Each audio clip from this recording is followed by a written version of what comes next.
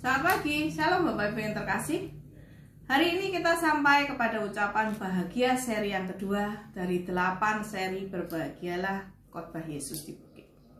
Matius 5 ayat yang keempat mengatakan, berbahagialah orang yang berduka cita karena mereka akan dihibur. Dalam Kamus Bahasa Indonesia, arti duka cita adalah kesedihan dan kesusahan hati. Duka cita berkaitan dengan suasana hati. Duka cita biasanya dikarenakan kehilangan. Bisa kehilangan seseorang yang dikasihi, kehilangan barang yang berharga, atau kehilangan sesuatu atau seseorang yang biasanya diandalkan. Dalam bahasa Yunani-nya, penhauntes. Duka cita di sini artinya orang-orang yang sedang berduka atau bersedih hati secara mendalam.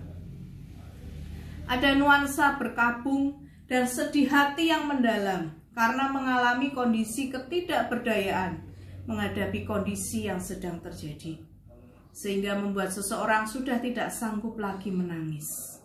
Jadi dalam ayat ini duka cita yang dimaksud adalah orang-orang yang sudah remuk redam hatinya, orang yang sudah hancur hati, orang-orang yang sudah tidak lagi punya pengharapan, orang yang sudah tidak punya apa-apa, orang yang sudah tidak punya siapa-siapa lagi.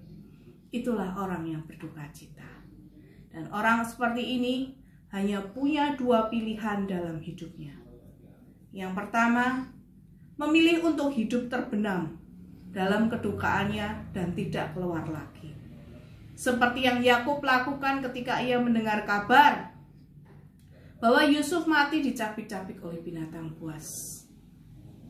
Atau seperti Yudas Iskariot yang terbenam dalam penyesalannya yang mendalam karena sudah menjual Yesus dan akhirnya ia memilih untuk mengakhiri hidupnya dengan bunuh diri.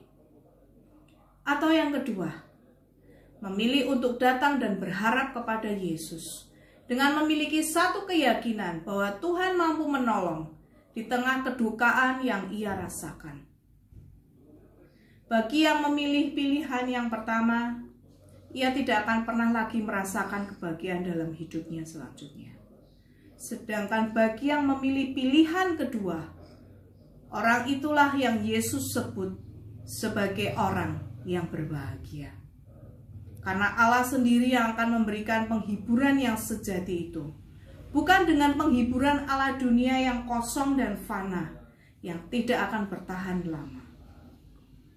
Bapak Ibu yang terkasih, tidak semua orang yang berduka cita itu bisa dikatakan berbahagia.